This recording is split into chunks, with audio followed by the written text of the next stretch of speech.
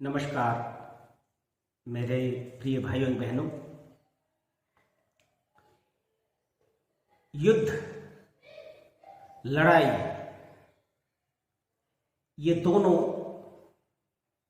चीजें होती हैं। उसके मुख्य कुछ कारण हैं, कुछ एलिमेंट्स है, कुछ तत्व है जो युद्ध के लिए और लड़ाई के लिए लोगों को प्रेरित करता है। पहला वो तत्व वो है सेल्फ सेंटर्ड फिलॉसफी, स्वार्थ केंद्रिक जो जीवन दर्शन है, और डॉगमा सेंटर्ड फिलॉसफी अर्थात भाव जड़ता केंद्रित फिलॉसफी। ये दो बहुत महत्वपूर्ण शब्द है। इतिहास को अगर बढ़िया से देखेंगे, इतिहास के जो पन्ने हैं उसको धीरे धीरे उलट कर देखेंगे तो पता चलेगा जितने भी युद्ध, महायुद्ध ये हुआ है दो ही तत्वों के कारण। एक है स्वार्थ प्रणोदित, दूसरा है भावजड़ता अंधविश्वास कुसंस्कार के कारण। और ये दोनों मानसिकताएं विकृत मानसिकताएं हैं, और ये दोनों मानसिकताएं विस्तारवादी मानसिकता को लेकर आगे बढ़ता है। और विस्तार अगर मनुष्य अपने बौद्धिक जगत में, बोधि जगत में, आध्यात्मिक जगत में करे तो उससे किसी की क्षति नहीं होती है, उससे लोगों को कल्याण ही होता है। लेकिन जब भौतिक वस्तु, भौतिक जगत में अपना विस्तार चाहता है तभी कलह और संघर्ष का कारण बनता है। आइए आज पहला तत्व जो सेल्फ सेंटर्ड जो साइकोलॉजी है, सेल्फ सेंटर्ड फिलॉसफी है, इसके बारे में चर्चा करते हैं। सेल्फ सेंटर्ड का मतलब है आत्म सुख तत्व। सिर्फ खुद जीना है और सुख और चैन से जीना है, और अपने सुख और चैन के लिए अगर दूसरे के निंद को, दूसरे के चैन को अगर छीनना भी पड़े तो कोई बात नहीं है। अगर दूसरे के खून को चूसना पड़े तो कोई बात नहीं है। अगर दूसरे के अंग प्रत्यंग को काट कर बेचना भी पड़े तो कोई बात नहीं है। यह है एक तरह का मानसिकता। इसे कहते हैं साइकिक डिजीज। ये mental disease, they all are mental, जो इस तरह की मानसिकता चाहते हैं। आज पूरा विश्व भयंकर ज्वालामुखी के विस्फोट पर है। विश्व युद्ध हमारे सामने है, देख रहा है कितना ध्वंस हो रहा है। इसका क्या कारण है? क्या हम नहीं जानते हैं? क्या आप नहीं जानते हैं कि इसका कारण है सिर्फ और सिर्फ विस्तारवादी मानसिकता। किस क्षेत्र में? इकोनॉमिक इंपीरियलिज्म, अर्थनैतिक साम्राज्यवाद और सुपर पावर होने की होड़। ये कितने मूर्ख हैं जो अपने आप को सुप्रीम बनाना चाहते हैं, वो भी किस क्षेत्र में? दूसरों को मारकर, दूसरों को दबाकर, दूसरों को निपीड़ित, अवदमित कर, दूसरे के शोषण करके खुद को ऊंचा बनाना चाहता है। ये जो मानसिकता है कि सिर्फ खुद जियो और दूसरे को मरने दो, ये जो डिफेक्टिव मेंटालिटी है, इसी को बोलते हैं सेल्फ सेंटर्ड फिलॉसफी। और ये जो सेल्फ सेंटर्ड फिलॉसफी है, ये दोनों चीज आपको कम्युनिज्म में भी है और कैपिटलिज्म में भी है। कैपिटलिज्म और कम्युनिज्म ये दोनों सेल्फ सेंटर्ड फिलॉसफी का ही प्रचार करता है। और आज विश्व जो इस भयंकर परिस्थिति का सामना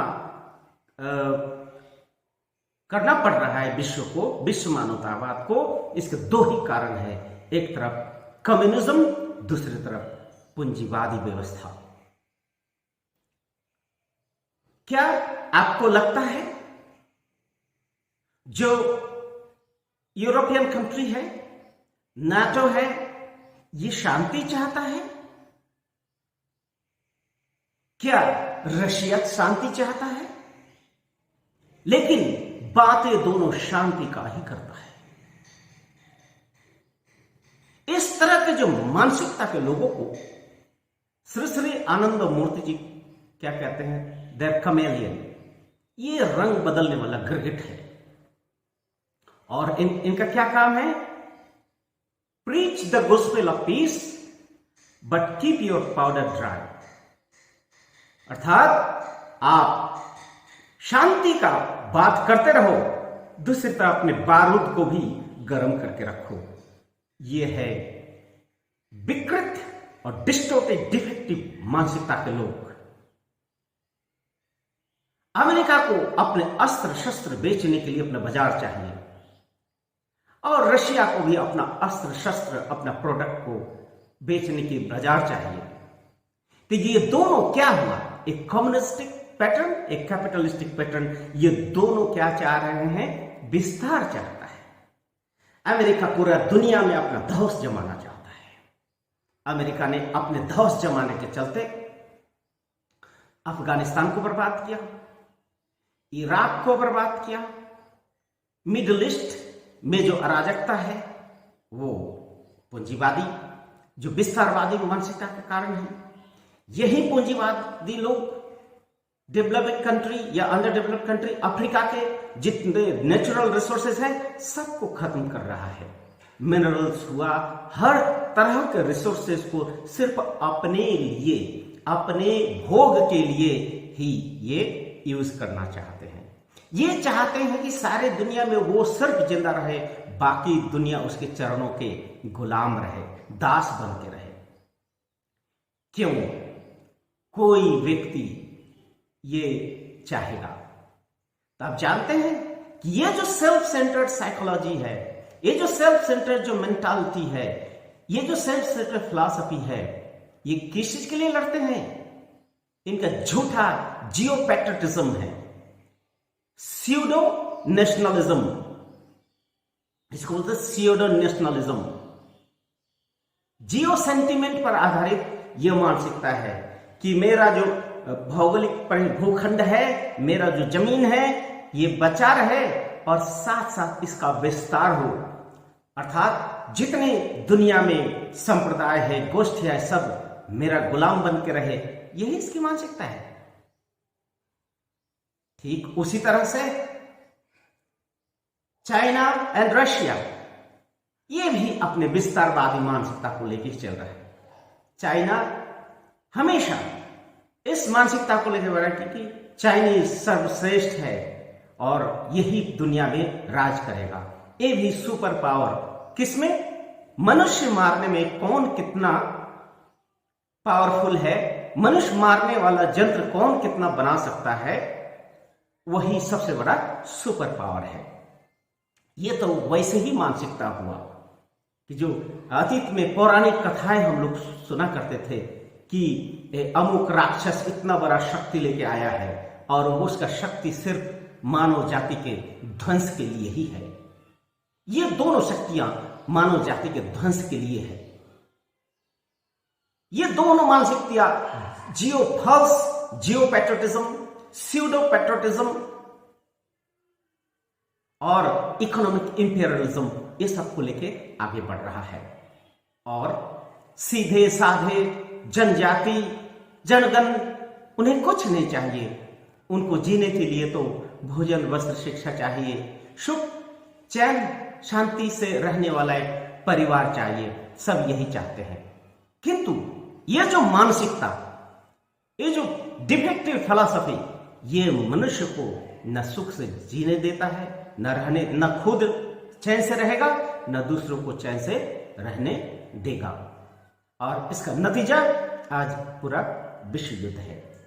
यह सेल्फ सेंटर्ड जितने भी फिलॉसफी है, इसके साथ डॉगमेटिक जो फिलॉसफी है, भाव जड़ता केंद्रित जो फिलॉसफी है, अर्थात रिलीजियस ग्रुप है, सबके साथ एक अनहोली अलायंस है।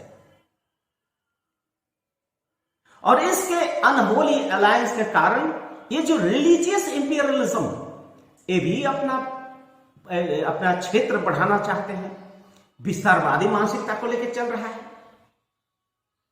पूरे इस्लाम चाहता है कि पूरे दुनिया के लोग इस्लामिक धर्म को ग्रहण करें, और नहीं ग्रहण करे तो उसको मर्डर कर दो, वो काफिर है।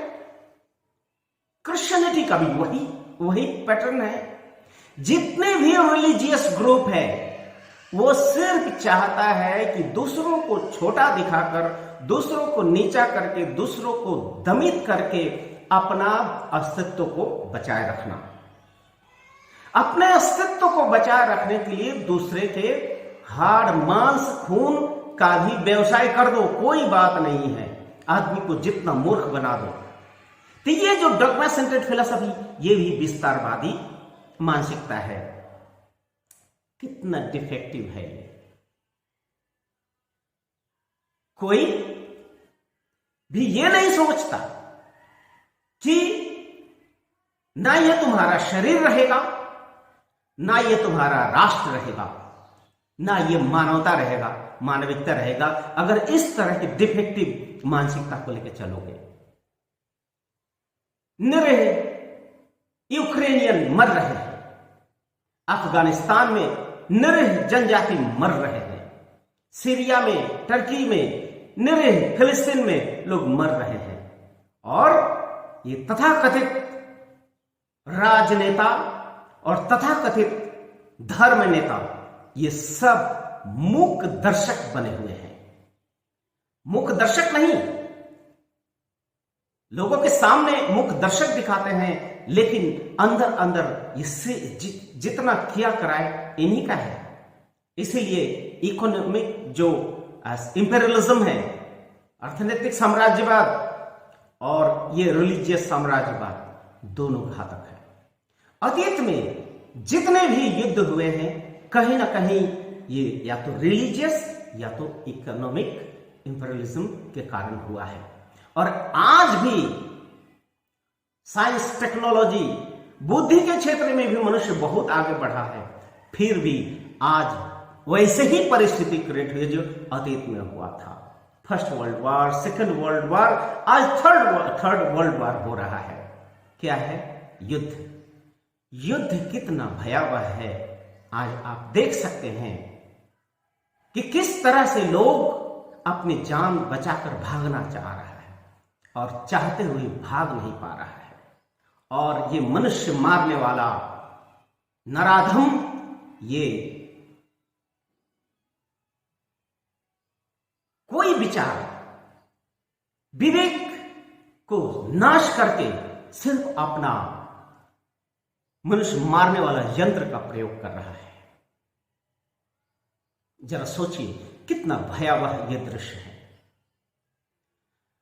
आज अगर आप, हम जागरूक नहीं हुए, अगर आप में चेतना जागृत नहीं हुआ, आप में विवेक जागृत नहीं हुआ, तो ये मानव जाति खत्म हो जाएगी। इसलिए आज जिस चीज की जरूरत है, यह संकीर्ण विचारधाराओं को त्यागने की घड़ी है। रिलीजियन न अतीत में कभी मानव जाति का कल्याण किया है, न आज कर रहा है। ये पूंजीवादी और कम्युनिस्टिक पैटर्न अतीत में न मानव जाति का कल्याण किया है, न आज कर रहा है। आज मानव जाति को सुरक्षा के लिए मानवतावादी, मानव प्रेमी, नीतिवादी लोगों को सामने आना होगा। और आज जिस चीज की जरूरत है मनुष्य में, वह है एक यूनिवर्सल ह्यूमनिज्म की जरूरत है। यूनिवर्सल ह्यूमनिज्म जिसको श्री पी.आर. सरकार ने कहा है नियो ह्यूमनिस्टिक मेंटालिटी। नव्य मानवतावादी मानसिकता की जरूरत है, जहां पर ना शोषण का कोई स्थान रहेगा, ना वहां पर निपीड़न और दमन अवदमन का स्थान रहेगा। वहां सिर्फ रहेगा प्रेम और सौहार्द। वहां पर रहेगा मनुष्य के भौतिक जगत में समृद्धि, मानसिक जगत में रिद्धि और आध्यात्मिक जगत में सिद्धि।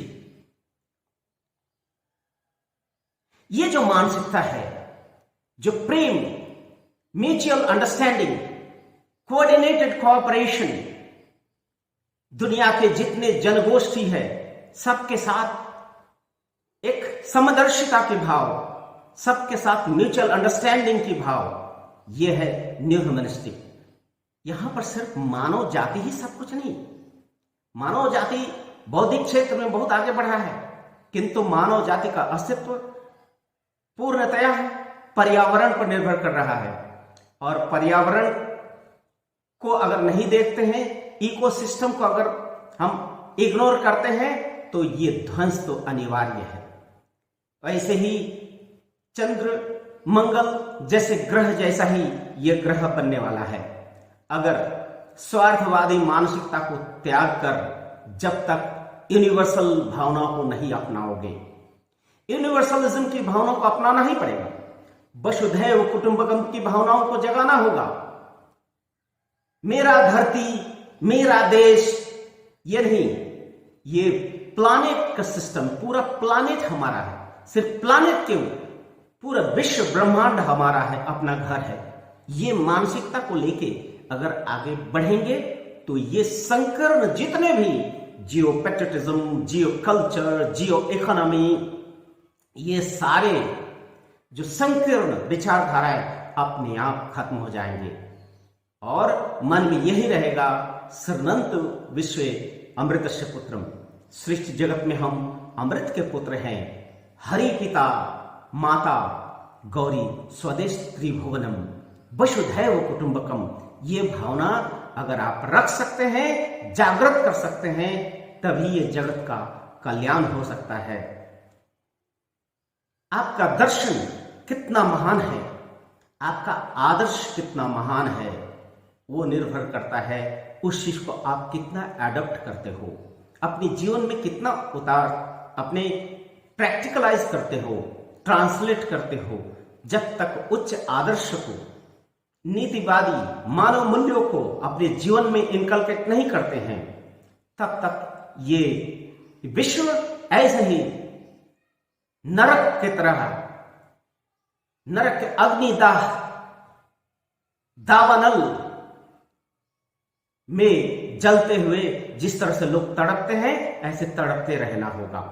इसलिए विश्व मानवतावादी, नीतिवादी, बुद्धिमान व्यक्तियों से अनुरोध है, आइए आनंद मार्ग के इस विश्व आदर्श को ग्रहण करके संपूर्ण जगत के कल्याणार्थ, संपूर्ण जगत के सर्वात्मक कल्याणार्थ हम एक साथ एकजुट होकर एक लक्ष्य की ओर बढ़ें, तभी ये जगत का कल्याण होगा। और इस विश्व युद्ध को हमें रोकना होगा। अगर नहीं रोक पाएंगे, सर्वनाश, चारों तरफ सर्वनाश और सर्वनाश ही दिखाई देगा। इसलिए आज एक देश में युद्ध को देख के हम अनुमान लगा सकते हैं कि अगर विश्व युद्ध हुआ तो ये धरा जन शून्य हो जाएगा, अगर परमाणु युद्ध हो गया धरा शून्य हो जाएगा। इसलिए विश्व के नीतिवादियों को एकजुट होकर किसी भी तरह से पापाचारी, अत्याचारी, दानवीय शक्ति के विरुद्ध में संघर्ष करना होगा, संघर्ष करके रोकना होगा। यही हमारा आप सबसे विनती है और अनुरोध है। धन्यवाद, नमस्कार।